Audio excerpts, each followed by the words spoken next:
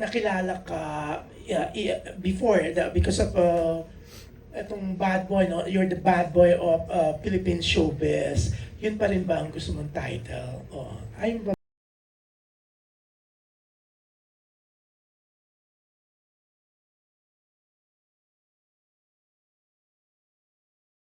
ang bad boy of Senny? Mahirap yun. Maloka kami sa eksena ko. Ipamamana ko na po ito sa Bad Boy 4, sa mas batang artista. So may ibang magbibida sa bad boy 4? I-introduce na po namin. Yung, Meron na. meron na po. Pero, Kaya inaano mo si Daniel. Kaya sabi mo kanina na si Omeng, si Romel ang magdadala. Oh, so, ipapamana siya po mo kasi yun. ang producer in both ways. Oo nga. Ayan, Omeng, sandali. Singit natin. Katabi naman kita. So, si Daniel, si DJ is final na as bad boy. Siya na magmamana. Ayan, sagot mo. In the works na po yan. At syempre, dahil nanggaling dun sa pinanggalingan din, kailangan dun sa kagalingan din ibibigay. Puro galing lang, ano? In the works na yan. It's so nice to hear that. Pero, sandali, singit ko bago ko balik kay Pinoy.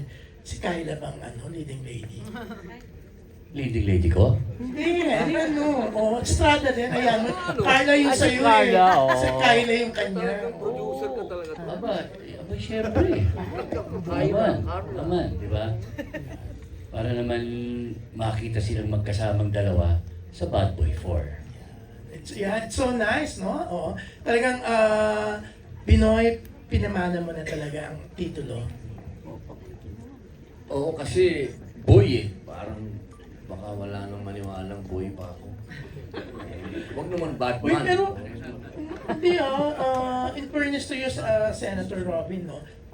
Yung itsura mo hindi tumatanda. Oo. Thank you naman. Diba? Sarap namang matinig yan. Babe, lalo na- natinig mo, babe. Oo nga. Lalo na natuwa si Maria dahil inahit mo, di ba? Lalong bumata itsura mo. Siya nag-ahit nun, ha? Talaga? Oo, binantayan niya ako sa set. Kasi okay. baka makakausap ko pa yung mga tao doon. Baka umatras. Baka mabola ko pa si Direk Enzo. Kasi si Direk Enzo nag-shoot ng ibang mga eksena na involved ako. Nagpantay talaga si Mariel yung araw na yon kasi baka, alam mo naman, kami ni Direk Enzo, parang magkapatid din. Baka mabola ko daw si Direk Enzo, hindi na paahit. Kaya siya ho nag-ahit. Ewan ko ba, bakit sinusumpahan niya yung bigote ko? Nangigiliti pa naman. Oo, sarap kaya sa mga yun. Oo nga. Baka hindi mo masyadong ginagamit sa kanya, kaya... Ayaw niya eh. Ayaw niya, ewan ko ba. Oo nga. Pero yun nga, speaking of yung itsura mo, Binoy, no? In fairness to you, hindi ka mukhang stress kahit ang dami nangyayari lately. Di ba?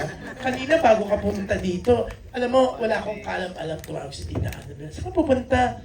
Ako, may special screening ng Bad Boy 3. Ako, dapat kasama dyan si Rupa pupunta na ng New York, hindi makapunta dyan. Sabi rin sa akin ni Rupa, invited siya dito.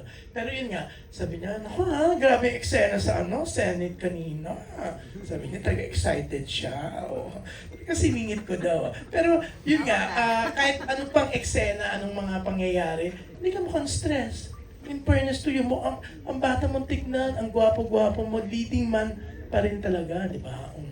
Kabats natin kasi pare. Hindi. alam niya, Uy, edad natin. mas bata ako sa inyo. Nakawa ka naman din.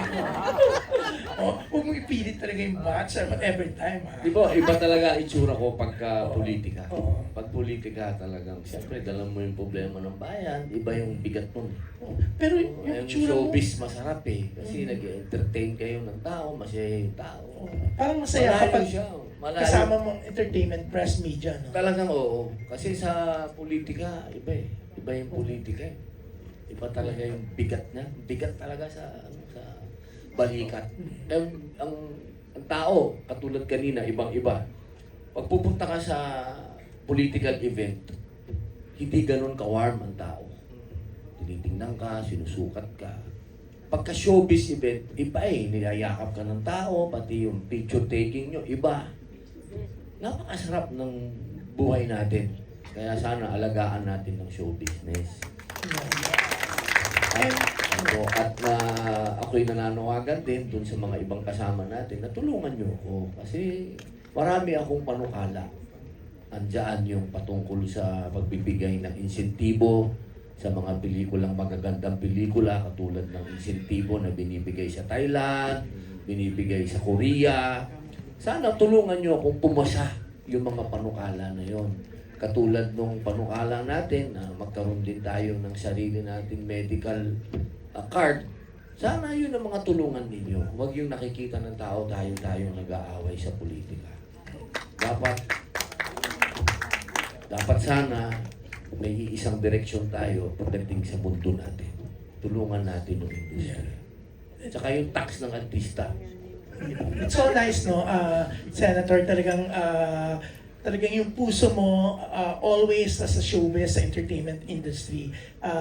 Kasi may mga iba, pag pumesto sila parang nakakalimot. Pero ikaw, talagang nandoon, gusto mong bumaba yung taxes, magkaroon ng mga incentives for the movie industry. And for that, Senator Robin, you deserve ng isang masigabong palakpakan.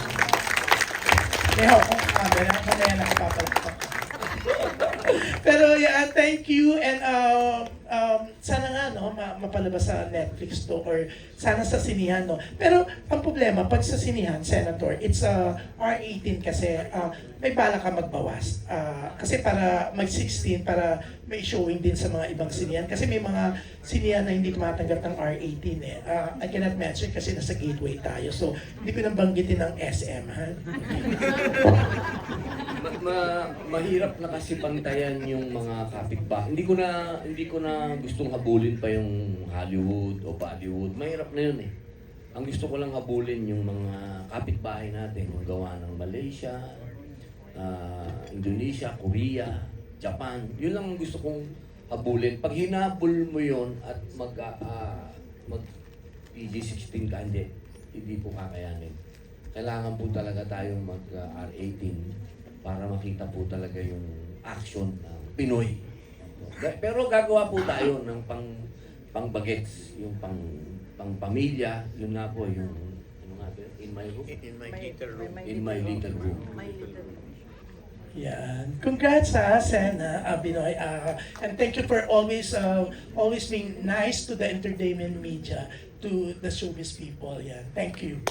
Thank you, Jun Lahin from Abante.